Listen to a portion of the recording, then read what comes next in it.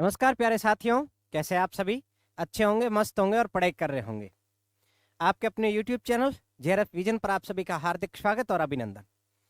जिस सेगमेंट का आपको बेसब्री से इंतजार था, वो आज सेगमेंट आपका कंप्लीट होने वाला है।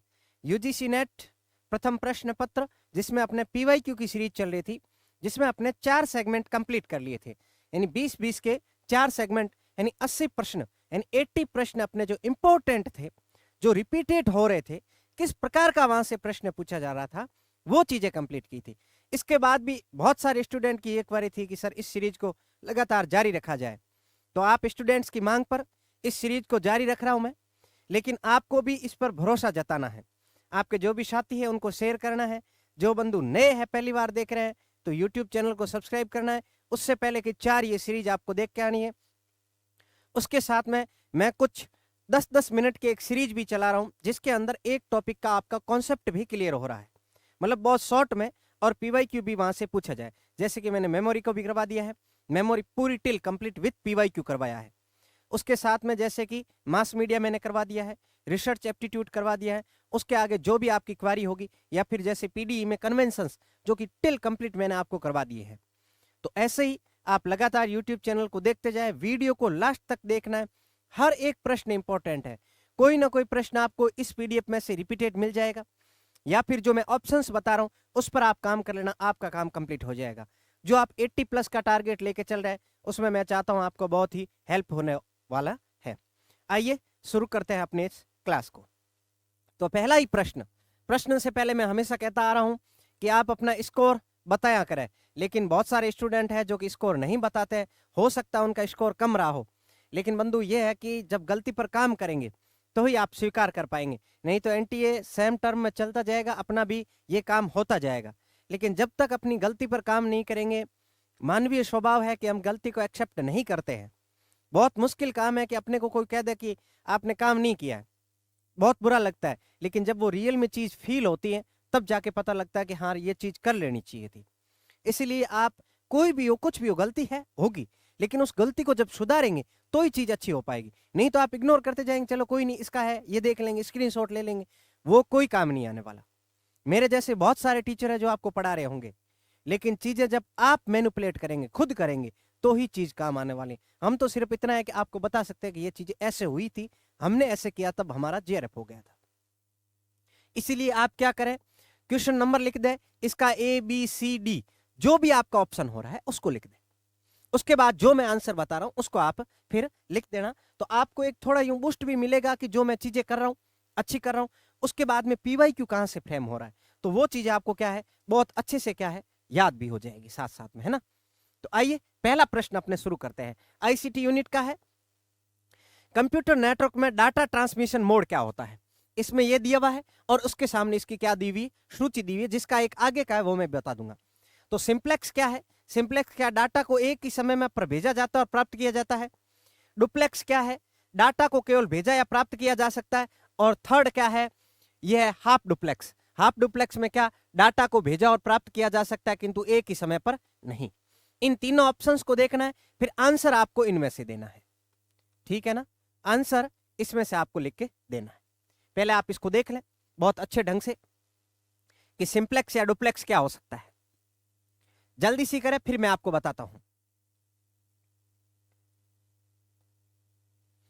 तो सबसे पहले सिंप्लेक्स, सिंप्लेक्स का अर्थ क्या है, सिंपल, अपने वे में लो। जब चीजें अपने वे में करेंगे ना तो बहुत अच्छे से हो जाएगी। सिंप्लेक्स का अर्थ क्या है, डाटा को केवल भेजा या प्राप्त किया जा सकता है। अब इसमें समय की कोई बाध्यता नहीं है, डाटा को भेजा या प्राप्त किया जा सकता है, एक ही काम होगा। क्या होगा, एक ही काम। इसका मतलब ए में क्या है, 2 है। डुप्लेक्स में क्या है, डाटा को एक ही समय में भेजा और प्राप्त किया जा सकता है, एक ही समय में, ठीक है। इसका मतलब बी में क्या हो गया, 1। और थर्ड में थर्ड है ही, यानी डाटा को भेजा या प्राप्त किया जा सकता है, लेकिन एक ही समय पर नहीं। एक ही समय पर क्या है, प्राप्त नहीं किया जा सकता, एक ही समय पर नहीं किया जा सकता। इसका मतलब ए में 2 और इसमें कितना हो गया, 3। ये आपका डी ऑप्शन है वो करेक्ट होने वाला है। तो फिर से देख लो, सिंप्लेक्स का अर्थ क्या है, एक ही समय में डाटा को क्या है, भेजा या प्राप्त किया जा सकता है। डुप्लेक्स में क्या है, डाटा को एक ही समय पर भेजा या प्राप्त किया जा सकता है, इसमें समय की बाध्यता नहीं है। लेकिन हाफ डुप्लेक्स में क्या है, समय नहीं है, डाटा को भेजा और प्राप्त तो किया जा सकता है, लेकिन एक समय पर नहीं किया जा सकता है। ठीक है, नेक्स्ट प्रश्न की ओर बढ़ते हैं। दूसरा प्रश्न, निम्नलिखित में से कौन कौन प्रभावी शिक्षण की मूलभूत अवधारणा है? एक इफेक्टिव टीचिंग के लिए क्या क्या चाहिए आपको? तो पहला ऑप्शन केवल वही शिक्षण करवाना जो पाठ्यचर्या में शामिल है। क्या वही सिलेबस करवाएंगे आप जो सिलेबस में है? दूसरा, अच्छा संप्रेषण कौशल, दृढ़ शिक्षण उपागम का प्रयोग, विषय का उत्कृष्ट ज्ञान और विद्यार्थियों से जुड़ने की क्षमता। इनमें से कौन सा है? नहीं का नहीं पूछ रहा। अब इनमें ऑप्शन पर काम करो आप कि निम्नलिखित में से कौन सी आवश्यकता है? केवल शब्द हमेशा किस में होता है? नहीं के अर्थ में होता है। केवल एक चीज, अब एक पर अधिकार करेंगे तो फिर कोई नहीं।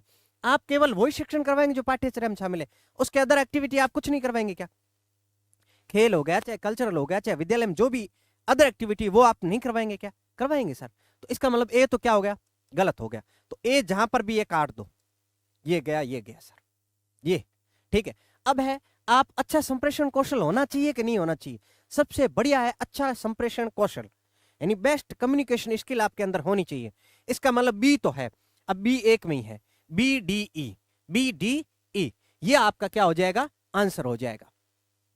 दृढ़ यानी कठोर आप करेंगे क्या? कठोर शिक्षण उपागम का प्रयोग करेंगे क्या? नहीं करेंगे सर। इसके बाद विषय का उत्कृष्ट ज्ञान तो होना ही चाहिए, आप जिस सब्जेक्ट के टीचर उसका स्पेशल नॉलेज होना चाहिए और विद्यार्थियों से जुड़ने की क्षमता तो होनी चाहिए। जिस प्रकार आप हमसे जुड़ रहे हैं उसी प्रकार आप क्लास में जब जाएंगे तो स्टूडेंट भी आपसे जुड़ेंगे। ठीक है, तो इसका आंसर क्या हो जाएगा? सी हो जाएगा, सेकंड का। अंतरराष्ट्रीय सौर गठबंधन वाले अधिकांशतः देश कहां पर स्थित है?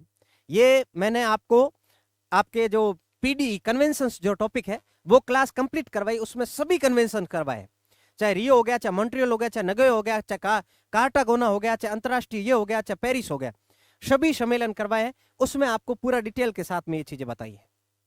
तो अगर वहां वो किसी ने क्लास देखी तो ये प्रश्न गलत नहीं होने वाला संभव था, मेरी जहां तक आइडिया है। तो जो अंतरराष्ट्रीय सौर संगठन है, इंटरनेशनल सौर अलायंस है, उसमें कौन कौन से देश शामिल है जो कि इन रेखाओं के बीच में आता है? भूमध्य रेखा, कर्क रेखा, मकर रेखा, किन किन के बीच में आते हैं? तो इसमें है कर्क और मकर रेखा के बीच जो भी देश है वो किस में आएंगे? अंतरराष्ट्रीय सौर संगठन में। तो इसकी स्थापना कब हुई सर? 2015 में। इसका हेडक्वार्टर कहां है? गुरुग्राम हरियाणा में। कहां है? गुरुग्राम हरियाणा में। भारत इसका क्या कर रहा है? नेतृत्व कर रहा है सर। इसमें देश कौन से हैं? तो एक तो भारत है प्लस फ्रांस है। कौन है? भारत प्लस फ्रांस है। उद्देश्य क्या है सर? जो भी कंट्रीज में ये कर्क और मकर रेखा के बीच में जहां जहां सूर्य का प्रकाश ज्यादा पड़ता है उसका एक नवीकरणीय स्रोत के रूप में प्रयोग करना। और उसमें जो क्या है टारगेट, एक क्या है एसडीजी में एक टारगेट है, क्या है? स्वच्छ ऊर्जा। क्या है? स्वच्छ ऊर्जा। अगर एसडीजी एमडीजी आपने पढ़ा है तो आपको चीज वो याद होगी, ये कितना नंबर टारगेट है ये आपको चीज याद रखनी है। तो उसको पूरा करने के लिए ये है। उसमें भारत का राजस्थान स्टेट्स अभी इसको पूरा करने में बहुत ही सफल रहा है, क्योंकि राजस्थान में धूप ज्यादा खिलती है, इस कारण से सौर का बहुत ही अच्छा प्रयोग किया जा रहा है। ये एक नवीकरणीय स्रोत है। कैसा है? रिन्यूएबल एनर्जी का सोर्सेज है। ठीक है ना? तो ये चीज आपको किस में याद रखनी? अंतरराष्ट्रीय सौर संगठन में। तो ऐसे आप पीवाई के ऊपर जब आप काम करेंगे तो आपकी चीजें बहुत ही अच्छी हो जाएगी। नेक्स्ट है नीचे दो कथन दिए गए, इनको पढ़ना है। क्या है?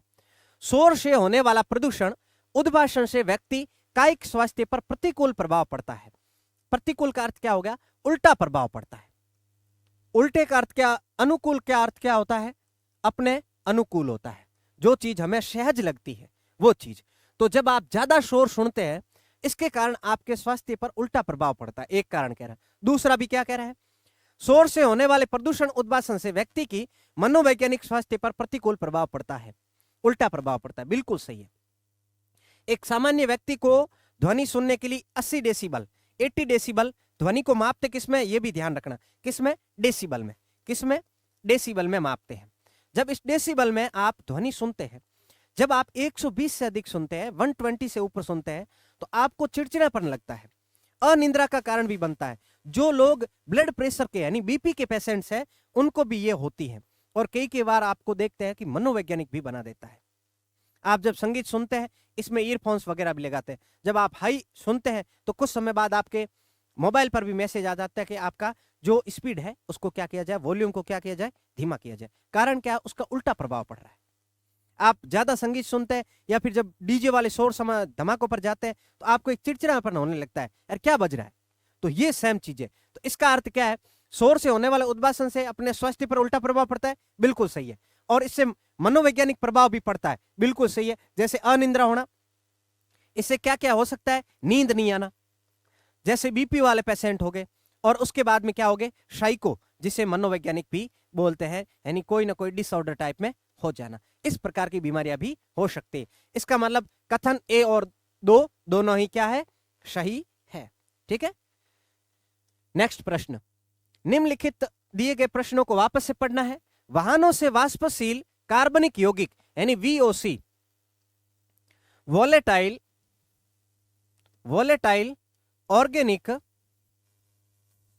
Organic compounds, volatile organic compounds, VOC जो निकलते हैं वाष्पशील, वो यौगिक किस में निकलते हैं, वाहनों से निकलते हैं। दूसरा क्या कह रहा है, कुछ वृक्षों से वाष्पशील कार्बनिक यौगिक निकलते हैं। दोनों को पढ़ना है, कौन सा सही लग रहा है। क्या एक और दो दोनों सही है, कथन एक सही, एक और दो दोनों गलत है, एक सही है लेकिन दो गलत है, या फिर एक गलत है दो सही है। जल्दी से सोचो। एक तो सभी के सही लग रहा है, वाहनों से वाष्पशील कार्बनिक पदार्थ क्या है, निकलते हैं। सर कार्बन निकलता है। कार्बन जैसे पेट्रोल और डीजल वाले जो वाहन है उनमें क्या होते हैं, पेट्रोल डीजल लगाते हैं और उसमें धुआं जो भी निकलता है, धुआं जहां पर भी निकलेगा वहां क्या होगी, कार्बन की मात्रा होगी। क्या होगी, कार्बन की मात्रा होगी। क्या होगी, कार्बन की मात्रा होगी। इसका मतलब कार्बन है, कार्बन क्या है, VOC में शामिल है कि नहीं है सर। इसका मतलब ए तो सही है। कुछ वृक्षों से वाष्पशील कार्बनिक यौगिक निकलते हैं, ये सर कैसे हो सकता है, होता है सर। जैसे आपने देखा होगा कि कुछ पौधे पतंग, ये कीट पतंगों को खा जाते हैं। जैसे घटपर्णी हो गया, नेपंथीज हो गया, ये क्या करते हैं, अपने घड़े टाइप आकार की पत्ती होती है उसमें जैसे ही कीट बैठता है भक्षण कर लेते हैं। उसी प्रकार कुछ पेड़ होते हैं जो क्या करते हैं, कार्बन को क्या करते हैं, उत्सर्जित भी करते हैं। इसका मतलब ए और बी दोनों क्या है, सही है। कथन ए और दो दोनों ही क्या है, करेक्ट आंसर है। नेक्स्ट, यदि किसी कूट भाषा में पेंट को, किसको, PAINT को क्या लिखा जाता है, 93456 लिखा जाता है। उसके साथ में किसको लिखा जाता है, एक्सल को क्या लिखा जाता है, 78271 लिखा जाता है। तो अपने को किसको ज्ञात करना है, किसको ज्ञात करना है, ACCEPT, एक्सेप्ट को। तो ज्ञात करो जल्दी से, ये तो हो जाना चाहिए। रीजनिंग का प्रश्न है, इजी प्रश्न है, यही एंटी इसी प्रकार का पूछता है, रीजनिंग में कोई हाई लेवल नहीं जाता। तो इसमें देखो ए का कितना है, 3, तो ए का 3 सर, तो ए का 3 जहां भी नहीं आ रहा ये कट गया, चलो ठीक है। इसके बाद में डबल सी का क्या आ रहा है, 2, इसका मतलब सी का भी कितना आएगा, 2 2, यानी 3 2 2, दोनों तीनों जगह आ रहा है। ई का क्या आ रहा है, 7 आ रहा है, क्या आ रहा है, 7। अब 7 जहां भी आ रहा नहीं आ रहा काट दो, ठीक है 7 हो गया। पी का कितना है, 9 है, और टी का कितना है, 6 है। 322796 आपका 4 आंसर है वो करेक्ट हो जाएगा, 4 आंसर है वो करेक्ट हो जाएगा। तो रीजनिंग में ये कुछ नहीं है, यहां से कोडिंग डिकोडिंग टाइप का ये प्रश्न है, जो आपको संख्या दी हुई है उसी से आपको क्या करना है, ज्ञात करना है। ये कभी कभार इसके क्या कर देता है, उल्टा नंबरिंग दे देता है, जो अक्सर होते हैं इसके उल्टे जो लिखते हैं अपने 13 का डबल, उसमें भी एक प्रश्न पूछ लेता है। नेक्स्ट प्रश्न है, कंप्यूटर का विकास प्रारंभिक मैन फ्रेम कंप्यूटर्स की अपेक्षाकृत स्मार्ट उपकरणों तक हुआ है, जिनसे वर्तमान में उच्च परिकलन शक्ति का प्रयोग किया जा रहा है। निम्नलिखित में से किसके आविष्कार से कंप्यूटर का भौतिक आकार में छोटा बनाने में योगदान मिला है, किसमें, छोटा बनाने में। कंप्यूटर की 5 पीढ़ियां है, उसका अपन सेशन कंप्लीट कर चुके हैं, किसमें किसका प्रयोग किया जा रहा है वो भी कर चुके हैं, और उनके एग्जाम्पल जिसमें फुल फॉर्म्स पूछी जाती है वो भी वीडियो डाला हुआ है। अगर क्लास वो नहीं देखी है तो देख लेना, वो प्रश्न यहां से करेक्ट होने वाला है। तो वैक्यूम ट्यूब का तो प्रयोग किस पीढ़ी में किया गया था सर, प्रथम पीढ़ी में। किसमें, प्रथम पीढ़ी में वैक्यूम ट्यूब का प्रयोग किया गया था। ये क्या थे, आकार में बड़े थे, रखने के लिए जगह ज्यादा चाहिए, लाइट ज्यादा चाहिए, इसके बाद में इसका खर्चा भी क्या था, ज्यादा था। दूसरा क्या है, ट्रांजिस्टर का प्रयोग कब किया गया था सर, सेकेंड पीढ़ी में। किसमें, द्वितीय पीढ़ी में। किसमें, सेकेंड पीढ़ी में किया था। प्रथम की तुलना में ये क्या थे, आकार में छोटे और थोड़े तेज भी थे। थर्ड क्या है, जिसको बोलते हैं IC, इंटीग्रेटेड सर्किट, यानी ये किसमें था सर, थर्ड पीढ़ी में था। किसमें था, थर्ड पीढ़ी में था। इसमें क्या हुआ था, आकार इसकी तुलना में क्या हो गया था, और ज्यादा छोटा हो गया था। आंसर तो आपका क्या है, सी है। और cathode ray tube cathode ray tube का प्रयोग नहीं किया गया था, ये पहली पीढ़ी में साथ में लगा हुआ था। ठीक है ना। तो एक प्रश्न के साथ में आपके चारों ऑप्शन पर काम करके आप और भी प्रश्न तैयार कर सकते हैं। तो आपका आंसर तो क्या हो गया, शी। लेकिन प्रथम पीढ़ी में निर्वात ट्यूब, वैक्यूम ट्यूब, सेकंड में ट्रांजिस्टर, थर्ड में ये, और फोर्थ पीढ़ी में क्या यूज किया गया था, वेरी लार्ज स्केल इंटीग्रेशन, और फिफ्थ में क्या था, अल्ट्रा लार्ज स्केल इंटीग्रेशन। ये इसमें यूज किया गया था, जो कि अपन वर्तमान पीढ़ी पढ़ रहे हैं। जैसे सुपर कंप्यूटर्स वगैरह यूज कर रहे हैं, वो किसमें, फिफ्थ पीढ़ी के अंतर्गत आएगा। ठीक है, नेक्स्ट आगे बढ़ते हैं। नेक्स्ट प्रश्न क्रमांक 8, निम्नलिखित युक्ति का अवलोकन करें और सही उत्तर चयन करें। ये रीजनिंग का प्रश्न है, बहुत अच्छा प्रश्न है। सभी सूअर भेड़े हैं, सभी भेड़े बकरियां हैं, अतः सभी सूअर बकरियां हैं। ये पढ़ के इसका उत्तर आपको यहां से निकालना है,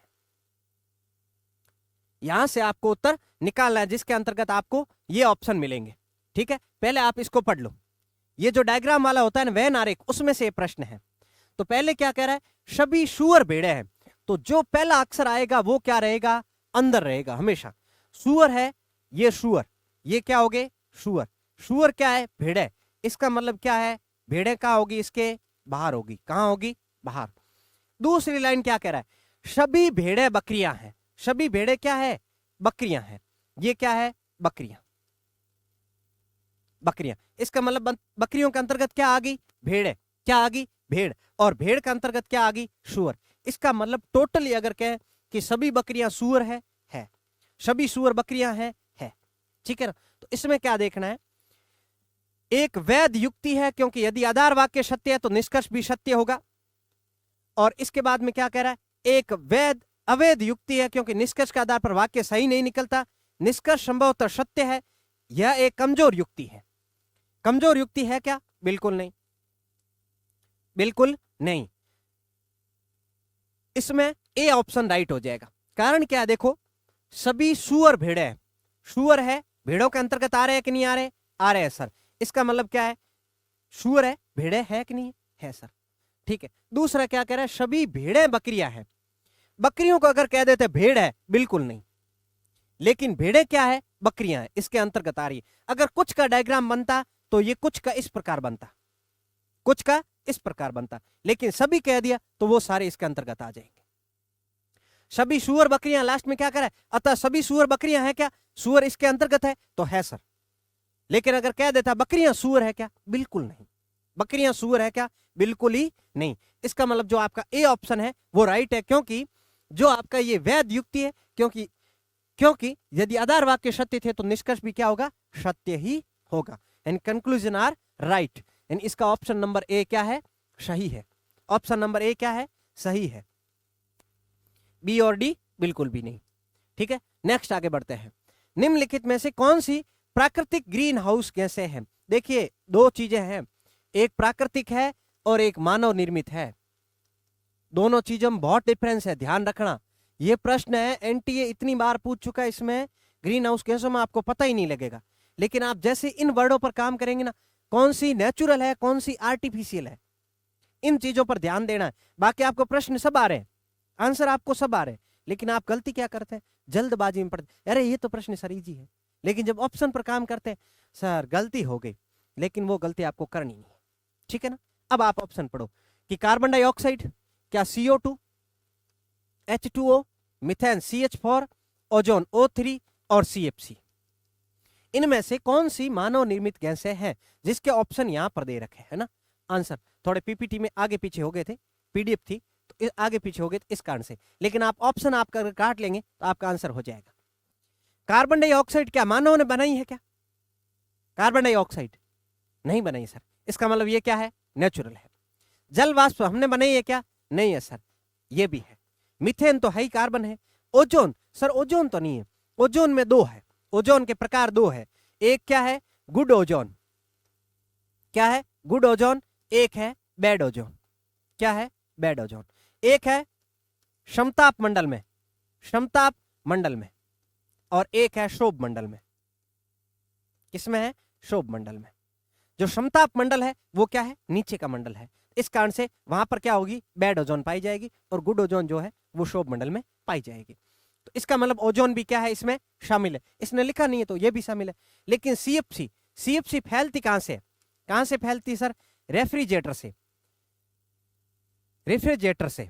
किससे? रेफ्रिजरेटर, जिसको अपन बोलते क्या है? फ्रीज। क्या बोलते हैं? फ्रीज। फ्रीज से निकलती है। फ्रीज को बनाया किसने? इसमें सीएफसी डाली किसने? हमने डाली है। इसका मतलब ये क्या है? मानव निर्मित है। इसका मतलब ये ऑप्शन नहीं होगा।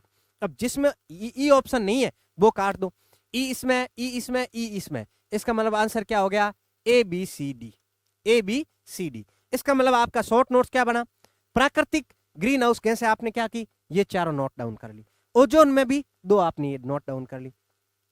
अच्छा सर, जल वाष्प, जल वाष्प भी प्रदूषण का कारक है क्या? बिल्कुल है सर, इसको भी याद रखना। आप ये मत करना, ज्यादा होशियार मत बनना कि नहीं सर हमें तो पता है H2O नहीं है, लेकिन है, ग्रीन हाउस गैसों में शामिल है। इसके बाद में जैव विविधता संबंधी अभिसमय सीबीडी। सीबीडी, सीबीडी क्या सचिवालय कहां पर है? सीबीडी का सचिवालय कहां पर है?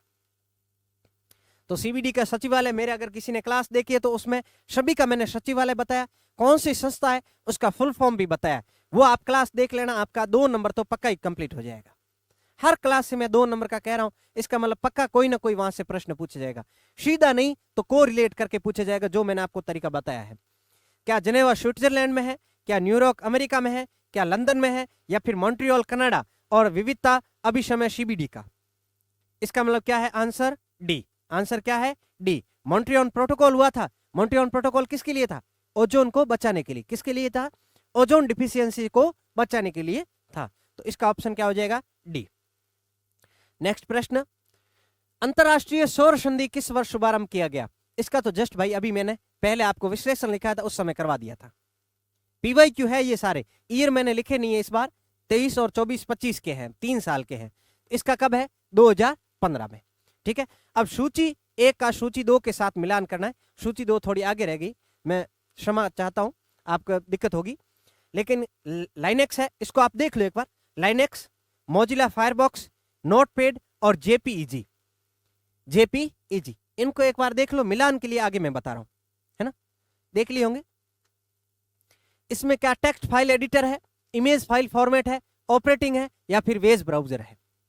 इसमें आप एक चीज देख सकते हैं कि जो आपका जेपीईजी है वो क्या एक पीडीएफ फॉर्मेट होता है। जेपीईजी वगैरह नहीं कहते, पीडीएफ फॉर्मेट नहीं है क्या? तो फाइल एडिटर है। ठीक है, और मोजिला फायरफॉक्स क्या है? वेब ब्राउजर है। क्या है? Web browser. वेब ब्राउजर, इसका मतलब बी में वेब ब्राउजर, डी में पीडीएफ फॉर्मेट। तो टेक्स्ट फाइल एडिटर डी में क्या आ जाएगा? डी में इमेज फाइल फॉर्मेट। जेपीईजी क्या हो जाएगा? इमेल फाइल, ये डी में, और बी में क्या हो जाएगा? 3। बी में क्या हो जाएगा? 3।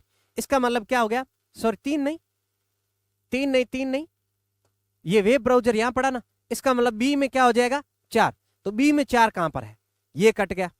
अच्छा, डी में 2 कहां पर है?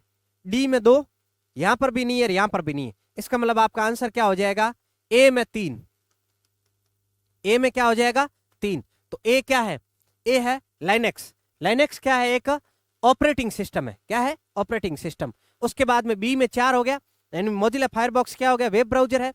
इसके बाद नोटपैड क्या है? एक फाइल टेक्स्ट एडिटर है। और जेपीईजी क्या है? इमेज फाइल फॉर्मेट है। इमेज फाइल फॉर्मेट है। ठीक है, निम्नलिखित में से कौन सा एक मोबाइल डिवाइस नहीं है? मोबाइल डिवाइस नहीं है। तो tablet, smartphone, desktop PC, e reader. E reader, तो कौन सा एक मोबाइल डिवाइस नहीं है? मोबाइल डिवाइस कौन सा नहीं है? तो डेस्कटॉप पीसी क्या मोबाइल डिवाइस है क्या? नहीं, बिल्कुल ही नहीं, ये डिवाइस नहीं है। टैबलेट है, मोबाइल डिवाइस के रूप है। स्मार्टफोन भी क्या है? स्मार्टफोन तो खुद है ही, और ई रीडर इसके अंतर्गत आता है, पढ़ने वाला। नेक्स्ट है 14 नंबर, चित्र यानी इमेज, ध्वनि, साउंड और वीडियो डाटा को कई फाइल फॉर्मेट में सर्जित किया जा सकता है। इस संदर्भ में निम्नलिखित में से कौन सा कंप्रेस्ड, ये क्या है? कंप्रेस्ड है भाई। कंप्रेस्ड फाइल फॉर्मेट कौन सा है? किसके लिए? सिर्फ चित्र और ध्वनि के लिए। चित्र और ध्वनि के लिए, जो आप गाना सुनते हैं, ऑडियो जो भी गाना सुनते हैं, कौन से? ऑडियो जो भी आप म्यूजिक सुनते हैं उसके लिए चीज रहने वाली है। तो ऑडियो क्या आप जेपीजी में सुनते हैं, MP3 में सुनते हैं, क्या आप MP4 में सुनते हैं, AVI में सुनते हैं, MIDI में सुनते हैं? ध्वनि MP3 में आप सुनते हैं, MP3 में सुनते हैं सर, इसका मतलब ये तो है, और MP4 में भी सुनते हैं। बी और ई, इसमें बी और ई नहीं है, बी और ई नहीं है, इसमें भी बी और ई नहीं है, इसमें भी नहीं है। इसका मतलब आंसर तो क्या होने वाला है, ए बी ई, ए बी ई। और जेपीईजी क्या है, चित्र के, अभी जस्ट फाइल ऊपर बताइए, जेपीईजी किसका है, चित्र का ये फॉर्मेट है। तो ए बी ई क्या हो जाएगा, A B E, A B E. Next प्रश्न, निम्नलिखित में से गैर पुनर्चक्रणीय अपशिष्ट है, गैर पुनर्चक्रणीय अपशिष्ट है, गैर पुनर्चक्रणीय अपशिष्ट है। गैर का अर्थ क्या हो गया, जिसका बार बार यूज नहीं कर सकते, बार बार प्रयोग नहीं कर सकते, प्रयोग नहीं कर सकते। अगर पुनर्चक्रणीय आ जाता तो क्या होता, बार बार प्रयोग किया जा सकता है। गैर का अर्थ क्या होता, हमेशा नहीं। तो इन वर्डों पर ही खेलना आपको, बाकी सब आ रहा आपको। जैसे पेपर, कागज का बार बार यूज कर सकते हैं क्या, प्लास्टिक बोतल का बार बार यूज कर सकते हैं क्या, थर्मोकोल का, टेट्रापैक्स और धातु, इनमें से पूछ रहा है जिसका प्रयोग नहीं कर सकते उसका आंसर देना है, ठीक है ना। तो कागज का तो होता है, इसका मतलब ये इसमें नहीं आएगा। प्लास्टिक बोतलों का अपन यूज करते हैं, वापस फैक्ट्रियों में जाती है, वापस उसको पिघला कर दूसरा रूप दे सकते हैं, इसका मतलब इसका भी नहीं। और धातु है, धातु का भी बार बार प्रयोग कर सकते हैं, जैसे लोहा हो गया, सोना हो गई, चांदी होगी, इनका तो बार बार अपने प्रयोग करते ही हैं। लेकिन थर्माकोल और टेट्रापैक्स है, ये टूटने के बाद में या फिर इनका अपघटन होने के बाद इसका प्रयोग वापस नहीं कर सकते। इसका मतलब आंसर क्या हो जाएगा, सी और डी, यानी 3 नंबर आपका क्या हो जाएगा, आंसर करेक्ट हो जाएगा। नेक्स्ट प्रश्न 16 नंबर, भारत में ब्रिटिश शासन के दौरान निम्नलिखित में से किसने युवा भारतीयों को, किसको, युवा भारतीयों को ध्यान पाश्चात्य शिक्षा से प्राच्य शिक्षा की ओर आकर्षित किया था। बहुत ही अच्छा प्रश्न है। पाश्चात्य संस्कृति यानी जो अंग्रेज जो पढ़ा रहे थे, अंग्रेजी जो नीति पढ़ा रहे थे, उसको छोड़कर जो अपने प्राचीन शिक्षा थी, जिसमें मातृभाषा में जो अपने वेदों का ज्ञान प्राप्त करते थे, उनकी ओर किसने ध्यान आकर्षित किया था। वो कौन थे, अंग्रेजी थे। क्या मैकाले थे, क्या डलहौजी थे, क्या एनी बेसेंट थी, क्या फर्ग्यूसन थे। फर्ग्यूसन के नाम पर तो अभी भी कॉलेज है, फर्ग्यूसन कॉलेज, कलकत्ता में शायद। मैकाले तो कब आया था, मैकाले आया था 1835। मैकाले मिनट्स, इसका तो प्रश्न बहुत बार पूछ चुका, अभी 2025 में लेटेस्ट कि मैकाले मिनट्स कब आया था, 1835। डलहौजी, डलहौजी, एनी बेसेंट या फर्ग्यूसन। तो इसका आंसर होने वाला है आपके क्या, एनी बेसेंट। क्या है, एनी बेसेंट। ये क्या थी, महिला थी, जिसने भारतीय युवाओं को अंग्रेजी शिक्षा छोड़कर भारतीय शिक्षा पर कहा था। महात्मा गांधी के साथ भी इसका मूवमेंट था। और 1916 में, 1917 का जो कांग्रेस अधिवेशन हुआ था, उसमें प्रथम महिला क्या बनी थी, अध्यक्ष बनी थी। कौन, एनी बेसेंट। कौन, एनी बेसेंट। इसके बाद में गांधी जी का इनके साथ मतभेद हो गया था, क्या, रोलेक्ट एक्ट को लेकर जो आया था, उसके बाद में इसने कहा था, इसको जेल में भी डाल दिया था, इसके बाद ये सुप्त हो गए थे, ठीक है। नेक्स्ट प्रश्न 17 नंबर, राष्ट्रीय शिक्षा नीति 2020 में देश के प्रत्येक जिले में से उसके समीप एक वृहद बहुविषयक उच्च शिक्षा संस्था का परिकल्पना किस वर्ष पूरा होना किया गया है। यानी एक ब्रॉड अपने शिक्षा सभी तक कब तक पहुंच जाए, उसका लक्ष्य कब तक रखा गया है। क्या 2025 है, क्या 2030 है, क्या 2035 है, क्या 2040 है। कौन सा आंसर होगा। 2035 तक तो क्या है, gross enrolment ratio, gross enrolment ratio कितना है, 50% करना। कितना करना, 50%। इसका मतलब 2025 तो अभी निकल गया, यहां तक तो अपना अचीव कुछ नहीं किया, तो ये तो कट गया। ये इसका है, ये प्रश्न एनटीए ने बहुत बार पूछा है, पीवाईक्यू है, ये ध्यान रखना। कितने तक रखा है, 2040 तक। कहां तक, 2040 तक। ये आपने को जो बृहद बहुविषयक शिक्षा है उसकी परिकल्पना कब तक पूरी करनी है, 2040 तक। एक नया पीवाईक्यू है, तो ध्यान में रखना है, ठीक है।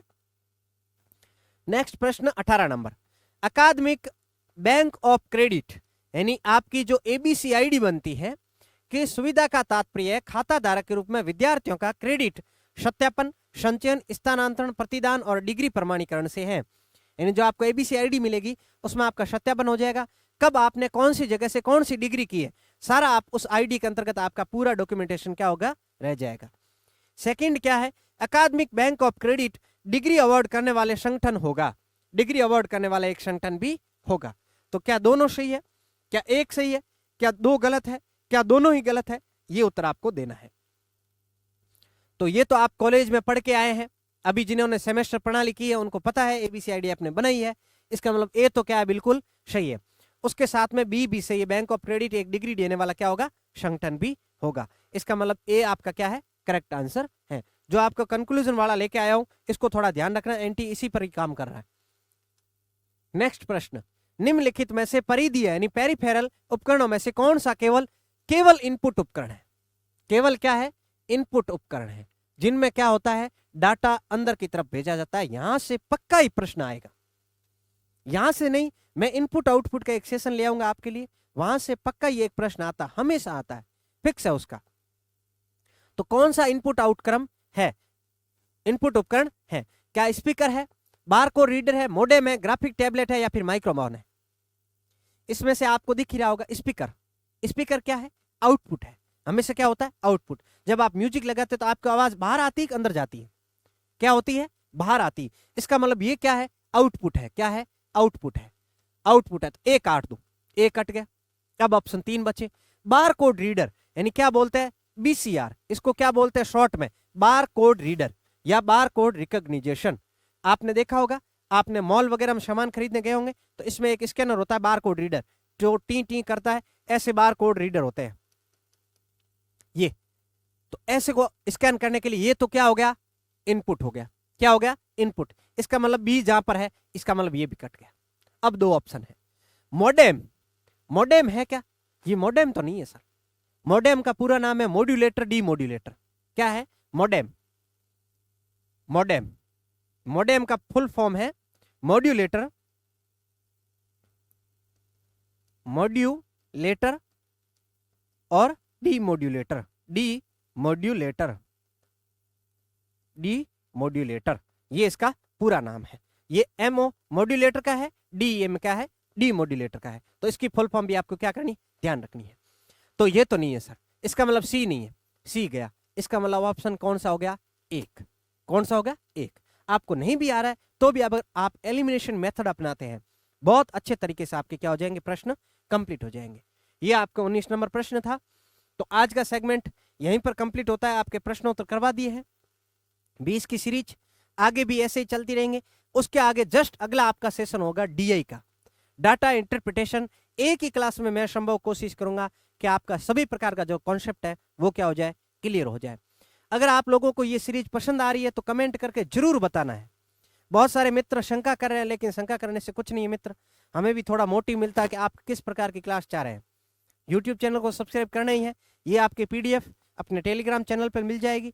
लेकिन अगर आप लगातार यही सीरीज चाह रहे हैं तो बाकी साथियों के साथ भी शेयर करें, और नए बंधु से विशेष आग्रह है कि यूट्यूब चैनल को जरूर सब्सक्राइब करके जाइए। तब तक के लिए अच्छे रहिए, मस्त रहिए और पढ़ते रहिए।